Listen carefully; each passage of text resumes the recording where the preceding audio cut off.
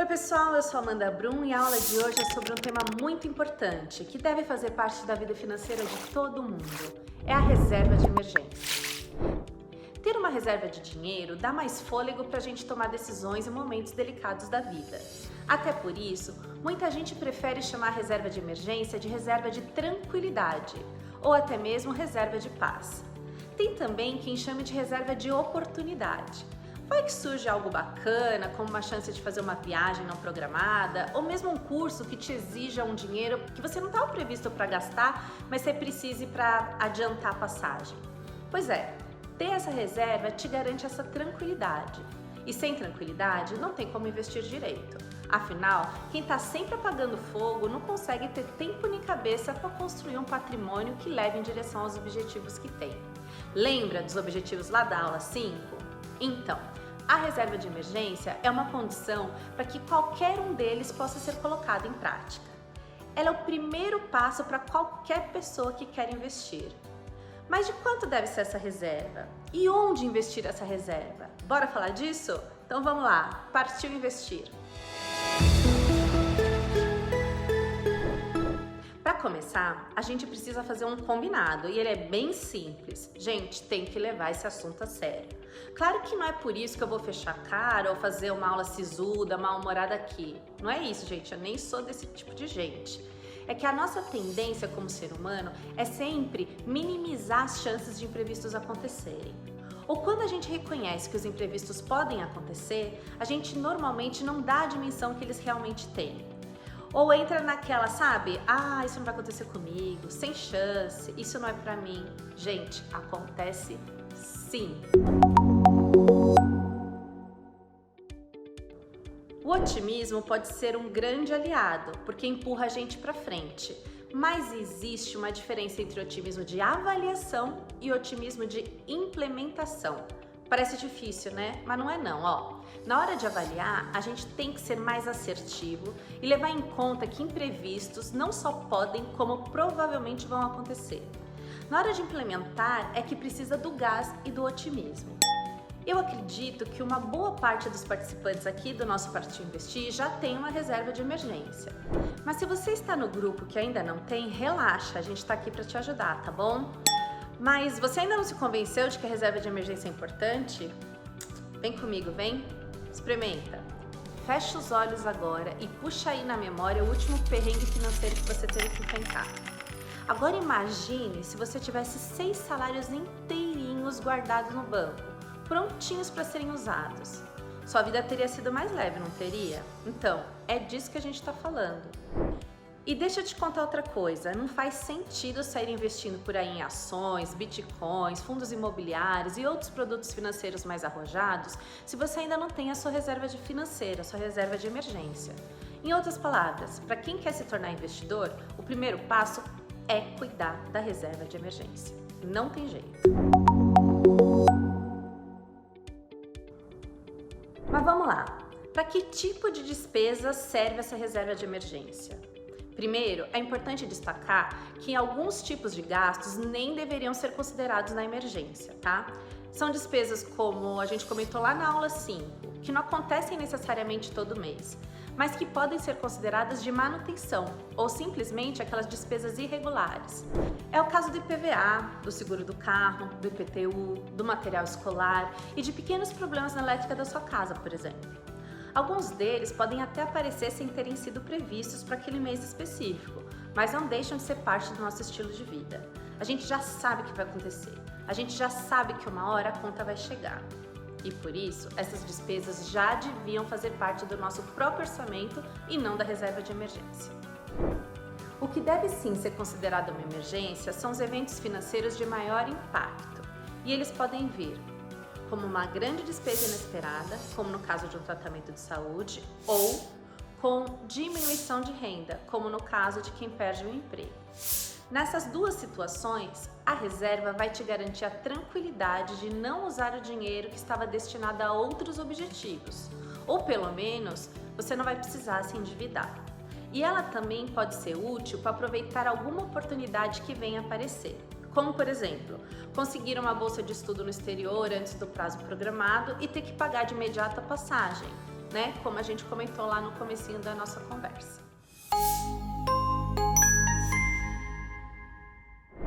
Oi, Flavinha, tudo bom? Tudo bom, Amanda? A curiosidade de hoje é sobre o uso de reservas no mundo animal. Por exemplo, não é à toa que os cachorros gostam de cavar. Os lobos têm o hábito de enterrar restos das presas para poder resgatar e sobreviver nas épocas mais difíceis. E esse instinto se manteve no comportamento dos cães domésticos, que têm os lobos como ancestrais. Outro animal que dá até para ver as reservas, inclusive a olho nu, é o camelo. Sabe aquelas ondas bem características nas costas deles? Elas são chamadas de corcovas. É por causa delas que os camelos andam um monte durante vários dias com pouco ou nada para comer e beber.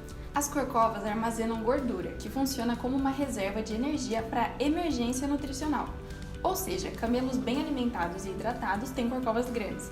Do mesmo jeito, quando eles não comem nem bebem água o suficiente, como durante a travessia de um deserto, as corcovas diminuem e ficam mais flácidas. Isso porque esses animais estão usando as suas reservas de emergência. Uau, que interessante, né? Legal ver como essa ideia de reserva de emergência é tão abrangente. Obrigada, Flavinha.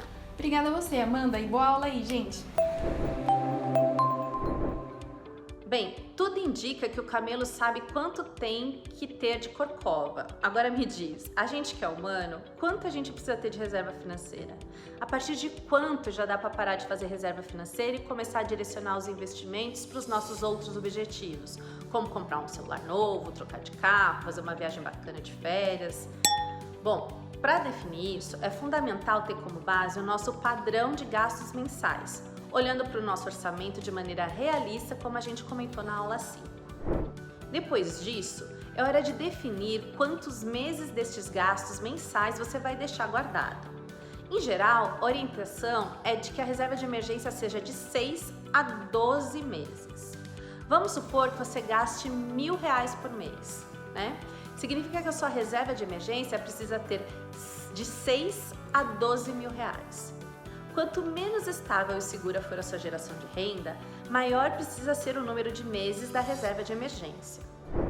A lógica é bem simples. Se a sua renda depende do dinheiro que consegue dia após dia, ela está mais sujeita aos humores da economia. É o caso dos profissionais autônomos, por exemplo, ou dos donos de pequenos negócios. A mesma coisa vale para quem é CLT, mas está numa função em que a recolocação seria difícil em caso de perder o emprego. Vou dar um exemplo. Um presidente de empresa tem muito menos oferta de emprego do que um vendedor. Então, nesses casos, é bom trabalhar com 12 meses de reserva de emergência. Por outro lado, quem trabalha no serviço público, como CLT, em uma função de fácil recolocação, ou como pessoal de TI, por exemplo, que o mercado é super aquecido e tem uma boa estabilidade, se essa pessoa for demitida, ela tem rescisão a receber e consegue se recolocar mais rápido. Então, para essas situações, 6 meses de reserva está de ótimo tamanho. Depois disso, você pode focar nos seus outros objetivos. E aí, ó, partiu investir na veia.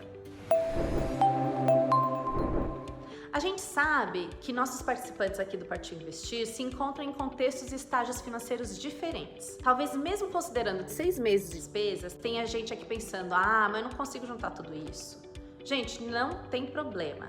Esquece esse negócio. Coloca uma meta realista para você e começa a guardar. A gente só começa a andar de bicicleta andando, não é mesmo? Com investimento é a mesma coisa. A gente só aprende a investir investindo. E para investir, precisa poupar.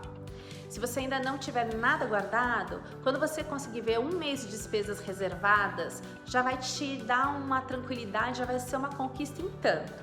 Aí é só seguir dando um passinho de cada vez. Aqui vale um ponto de atenção.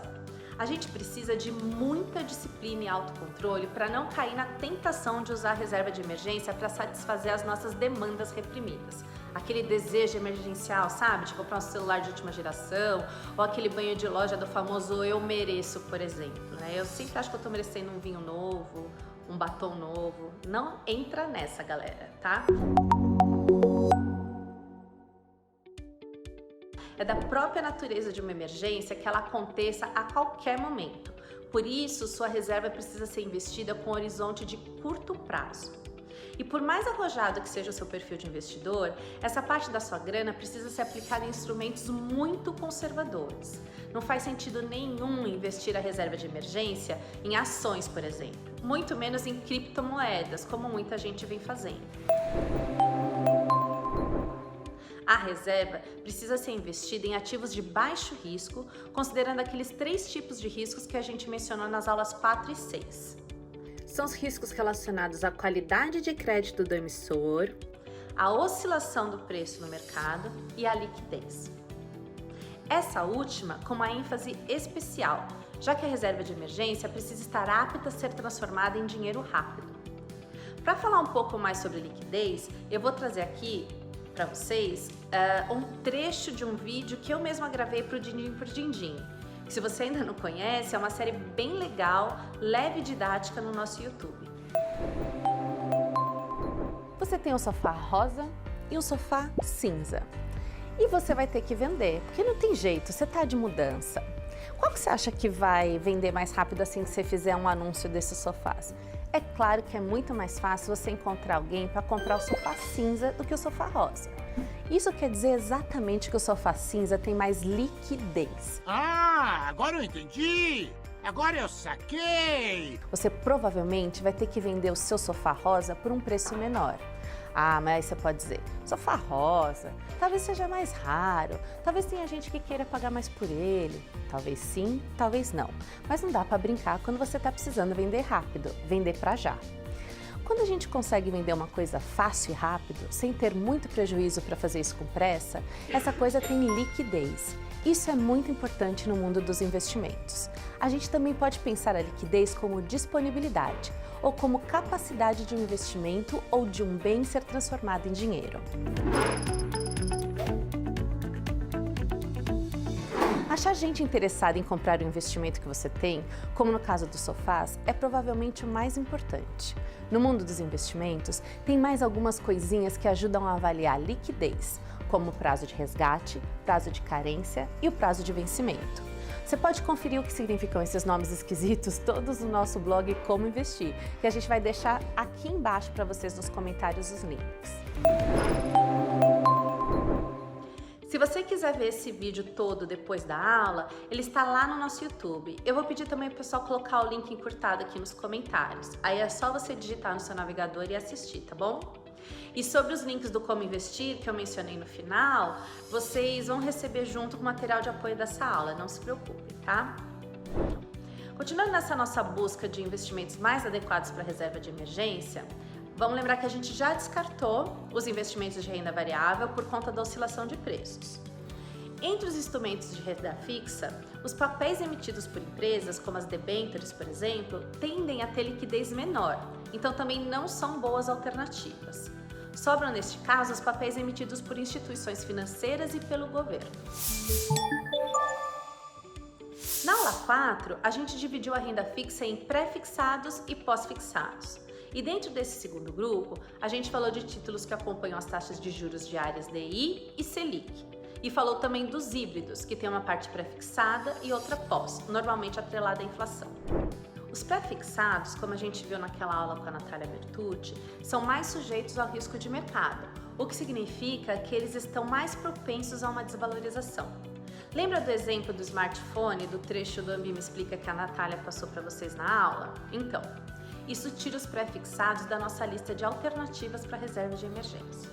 E o mesmo vale para as aplicações de renda fixa híbridas, né? Porque elas também têm um componente pré-fixado na sua composição. Os pós-fixados, que acompanham as taxas de juros diárias DI e Selic, de uma maneira geral, são mais conservadores. Sendo assim, é nesse tipo específico de renda fixa que estão os investimentos mais adequados para a reserva de emergência. Vamos conferir do que se trata? Começando com os CDBs. Para ser usado como reserva de emergência, além de ser pós-fixado e atrelado à taxa DI, o CDB precisa ter liquidez diária. Então fique atento porque nem todos têm, tá? Outro ponto importante é avaliar o emissor do CDB. Apesar de ter a proteção do Fundo Garantidor de Crédito, que como a gente viu na aula 4, garante o investimento até certos valores, se acontecer algum problema com o banco emissor do CDB, o pagamento não é imediato. E as emergências, por sua própria natureza, costumam demandar dinheiro para agora, né? Para a hora. Então a rentabilidade do CDB, nesse caso, pode até ser considerada, mas não é o principal. Se ela vier acompanhada de risco de crédito ou de liquidez, por menor que seja, o investimento deixa de ser adequado para a reserva de emergência. Ou seja, vale pôr a grana de reserva de emergência em CDBs de liquidez diária e de instituições financeiras que tenham boa reputação e bom risco de crédito.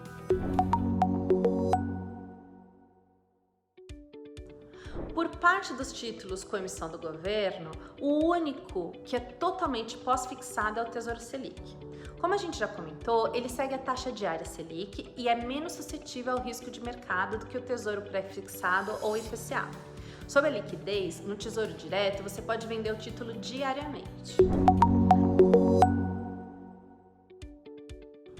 Os fundos de renda fixa DI e Selic são fundos de investimento que buscam acompanhar as duas taxas diárias que a gente viu lá na aula 2. Os fundos DI não são exatamente atrelados ao CDI, mas como o objetivo deles é acompanhar a taxa, podem entrar na nossa lista de investimentos adequados à reserva de emergência. Já os fundos Selic investem nos títulos de Tesouro Selic, do qual a gente acabou de falar, mas como os gestores deles não fazem isso pelo Tesouro Direto, eles não pagam a taxa de custódia que é cobrada para quem investe mais de R$10 mil nesse título. Se escolher um desses fundos, presta atenção na informação do tempo para resgate, para que seu dinheiro caia na conta, de preferência no mesmo dia ou no máximo no dia seguinte. Outra informação importante para prestar atenção nos fundos são as taxas de administração cobradas nesses investimentos. As taxas de administração podem pesar muito na rentabilidade desses fundos. Pensa só, uma coisa é uma taxa de administração de 1% quando a Selic e a DI estão a 14% ao ano. A outra coisa bem diferente é ter essa mesma taxa de administração quando Selic e DI estão a 3,5%. Só que o pagamento dessa taxa come quase 1/3 da rentabilidade do fundo nessas situações. Aliás, a gente vai falar com mais detalhes desse tipo de aplicação na próxima aula, que é sobre fundos de investimentos, tá bom?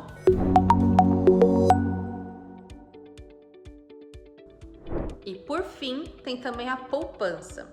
Como a gente disse, rentabilidade não é o principal aspecto na escolha de onde aplicar a sua reserva de emergência. E mesmo quando for, na aula 2, a gente chegou a comentar que apesar de realmente não ser aquela campeã de rentabilidade, nem sempre a poupança é a pior alternativa de todas. Se você estiver dando os seus primeiros passos e acha mais fácil fazer isso investindo na poupança, não tem problema, gente, vai lá, entendeu? O negócio é começar e guardar dinheiro e montar reserva de emergência. Depois, com calma, você vai caminhando para outros investimentos. Finalizando aqui o nosso leque de aplicação para reserva de emergência, não custa reforçar uma dica lá da aula 5. A de fazer aplicações com débito automático ou de já agendar seus investimentos você mesmo para os próximos meses. Esse tipo de detalhe muda nosso contexto de decisão e pode ter um efeito em tanto na nossa vida financeira. Então, se alguém quiser fazer isso logo depois da aula, fica aí um empurrãozinho. Mas antes disso, eu vou chamar aqui o nosso quadro As Escorregadas da Vida. As Escorregadas da Vida. A primeira escorregada, recapitulando o começo da aula, é confundir otimismo de implementação com otimismo de avaliação e não se organizar para ter uma reserva de emergência. Essa escorregada pode te levar para um lugar de angústia, estresse, insegurança e endividamento, além de te distanciar dos seus objetivos. A segunda escorregada é alocar reserva de emergência em investimentos inadequados, tanto em relação ao risco de crédito de mercado como à liquidez, tá?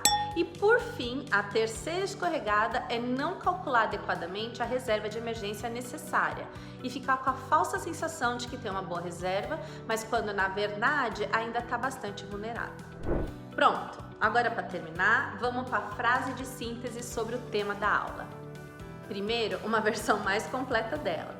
A reserva de emergência te deixa mais tranquilo e ajuda até na saúde mental.